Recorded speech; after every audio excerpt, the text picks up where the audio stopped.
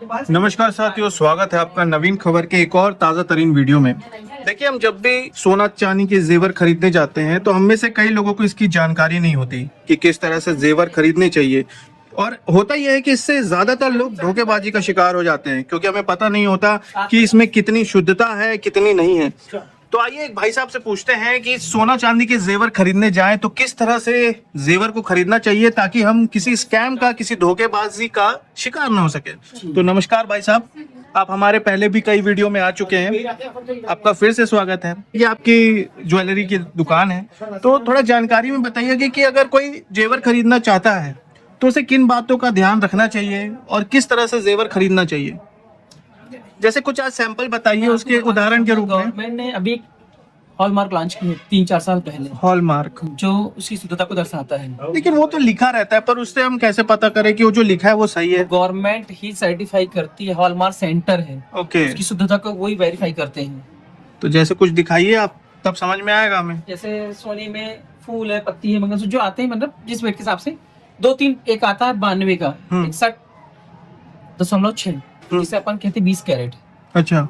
और एक आता है 83.3, उसे कहते हैं 20 कैरेट। और एक आता है सोनी 75 कैरेट, 75 टंच का, उसे कहते हैं 18 कैरेट। टंच क्या होता है? 75। तो उसके मापदंड पे उसका रेट निर्धारित किया जाता है। नहीं, मैं समझ नहीं पा रहा हूँ। ये 75, 80, 83 सोने की शुद्धता होती है। अच्छा। 24 कैरेट का सोना होता है। हाँ। उसमें जिस हिसाब से एक्टिविटी मिलाया जाता है, उसके हिसाब से उसकी शुद्धता के हिसाब से रेट निकाले जाते हैं। अच्छा, हॉलमार्क में लिखा रहता है, हॉलमार्क का निशान रहता है कि भाई इतना इसमें सोना है, और उसकी फिर गुणा भाग कैसे करेंगे? 100 में तो बड़ा कर दो, उसके हिसाब से उसका रेट निकल जाता है। अच्छा। और ये जो मेकिंग चार्जेस वगैरह एक्स्ट्रा लगते हैं? चार्जेस तो एक्स्ट्रा है ना, लेबर कॉस्ट है। ये तो सोने की शुद्धता हुई। अब कारीगर जो काम कर रहे हैं, लेबर जो बना रहे हैं, उसका मेकिंग चार्जेस, फिर जो व्यापारी बेचता है उसका प्रॉफिट, तो ये कहलाता है मेकिंग चार्जेस। और जिसमें हॉलमार्क का निशान ना हो, वो 2 ग्राम से अंदर वाले हॉलमार्क के अंदर नहीं आती। सरकार ने 2 ग्राम से ऊपर का हॉलमार्किंग सामान को। आप मुझे कुछ एक आध चीज दिखाइए पहले। हॉलमार्किंग में हाँ, कितना पैसा होना? तो आप भी बिना हॉलमार्क का रखते हैं क्या?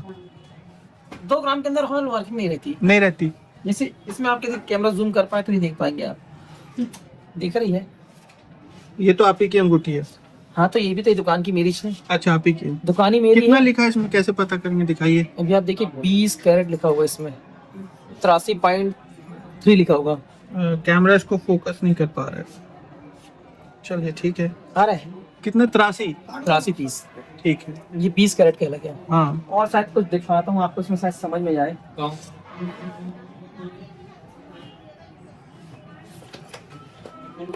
जिसमें सील आपको दिख जाए भैया, ट्रे में दिखा। इसकी बहुत माइनर लेजर प्रिंटिंग सील होती है, जो ब्लैक में दिख रही है आपको।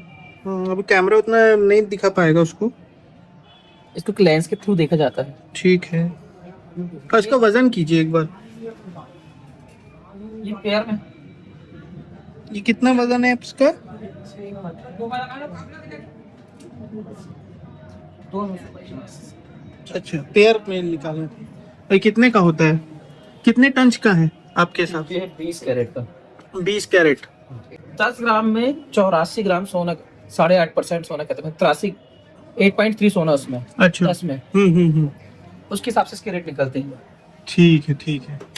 जैसे कोई चीज अपन ने ली है, 1 लीटर दूध ली है, उसमें आधा लीटर पानी मिलाएंगे, तो कितना है उसकी दूध की शुद्धता, कितना हो जाएगा? वो 2.5 लीटर हो जाएगा। जब 2.5 लीटर उसको अपन अलग करेंगे, तो उसको भाग पार्टीशन करेंगे, क्या निकलेगा? वो उसका परसेंटेज निकालेंगे ना, कि कितना परसेंटेज दूध में पानी मिला है। ये सोने में रहता है। तो हमें मतलब हॉलमार्क का ही प्रेफर करना चाहिए। ये हॉलमार्क प्रेफर करना चाहिए, हॉलमार्क लेने चाहिए। उसमें गवर्नमेंट ही खुद वेरीफाई करती है, सील लगा के। नहीं होता तो उसको रिजेक्ट कर देती है। और चांदी में? चांदी में भी हॉलमार्किंग नहीं आई है। इसमें तो बहुत सारे वैरायटी के माल चलते हैं, फैंसी आते हैं, बहुत सारे वैरायटी के माल आते हैं। उसमें हॉलमार्किंग नहीं आती? अभी हॉलमार्किंग नहीं आती इसमें। चांदी में हॉलमार्किंग नहीं है, पर चल रहा है गवर्नमेंट का।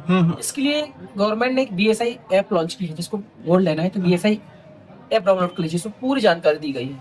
मतलब रेट वगैरह पूरे रेट कितने कैरेट का सोना कितने टन पे लेना चाहिए, कितने हिसाब से लेना चाहिए। अब मेकिंग चार्जेस हर जगह अलग अलग हो सकते हैं, सेम नहीं हो सकते हैं।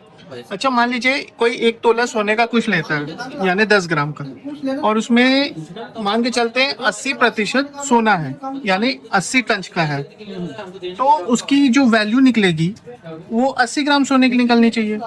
हाँ, 10 में से 8 ग्राम का ही पैसा मिलेगा उसका। यानी फाइन का जो रेट चल रहा है उसके हिसाब से 80 ग्राम 8 ग्राम का पैसा निकलेगा उसका। हाँ। और फिर उसमें मेकिंग चार्जेस कितना, कहाँ तक जाना चाहिए? नहीं, अब उसमें क्या होता है, इसमें मेकिंग चार्जेस से ये रहता है कि फिर जैसे जोड़ते हैं तो 2,000-2,500 रुपए ग्राम के हिसाब से पहुंच जाता है। 2,500 रुपए 2,000 रुपए ग्राम के हिसाब से, मतलब जो चीज आप बनवाना चाहते हो उसके हिसाब से 1 ग्राम का 2,000-2,500 पहुंच जाता है मेकिंग चार्जेस में। हाँ हाँ हाँ जैसे आपने किसी लिए 2 ग्राम सामान लिए हाँ और उसका 83 के हिसाब से भाव निकला, हाँ बेंच है, हाँ हाँ हाँ। उसका 5,000 मेकिंग चार्ज हो जाएगा। अच्छा क्योंकि वो सोने की शुद्धता का जो रेट वो तो निकल गए, इसका मेकिंग चार्जेस है। हाँ। तो फिर वो 1 ग्राम का 2,500 3,000, मतलब जिस टाइप का सामान रहता है, जिस टाइप की कारीगरी रहती है, अच्छा, कारीगरी को रेट फिक्स नहीं है। आप जितना बारीक काम उतना पैसा। महंगा काम। और गोल्ड का वैसे बारीक काम रहता है, बहुत माइनर काम रहता है ये। ठीक है ठीक है। और कोई आप अपनी तरफ से जानकारी देना चाहें जिससे लोग बच सके कि कई बार स्कैम का, धोखेबाजी का शिकार हो जाता है? जहाँ से भी ले अपने जानकार व्यक्ति से सामान ले, जहाँ आपकी चीज जान पहचान के वही सामान ले। अन्यथा कोई नए बंदे आते हैं, नई दुकान आती है, इनसे कभी भी सामान न ले। जी जी। क्योंकि कल को कुछ हो तो वो आपको वापिस से लेन देने में सहायता हो सकती है, मिल सके। और जो जैसे आपके गांव में मैंने देखा कि बाजार में लोग आके बढ़िया जैसे सब्जी भाजी बेचते हैं, वैसे सोना चांदी बेचते हैं। ये अपन कुछ नहीं कह सकते, मार्केट ये हालांकि भरोसेमंद लोग हैं, कुछ फ्रॉड लोग भी आते हैं, कुछ अच्छे लोग भी आते हैं। हाँ हाँ हाँ।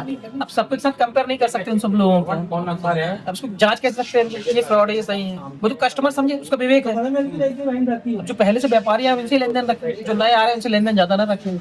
और अब मान के चलिए अगर कोई ये अपना धंधा शुरू करना चाहता है सोना चांदी का, तो मिनिमम लागत क्या होगी, उसको कितने सालों की ट्रेनिंग चाहिए?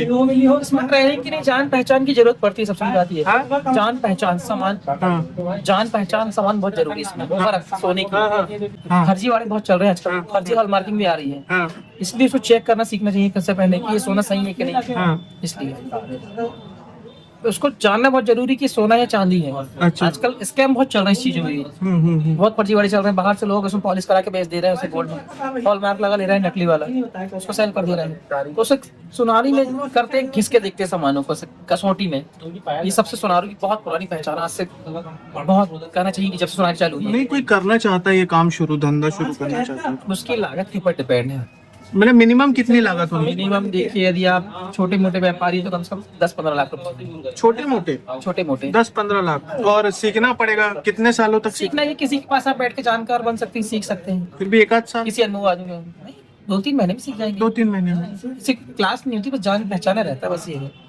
और अपना विवेक, आप जितने जल्दी आप सीखना चाहोगे, आप में जितनी अच्छी ललक है सीखने की, उतने अच्छे आप सीख जाओगे। तो सीखने की ललक नहीं, 5 साल कुछ नहीं सीख पाओगे। ठीक, ये आपके विवेक पे आधारित है। तो बहुत बहुत धन्यवाद गणेश सोनी जी। उम्मीद है दोस्तों आपको जानकारी स्पष्ट होगी बिल्कुल, और इसी तरह के वीडियो देखने के लिए बने रहिए हमारे वीडियो के साथ। फिर मिलते हैं बिल्कुल एक नए वीडियो के साथ, तब तक के लिए आपका धन्यवाद।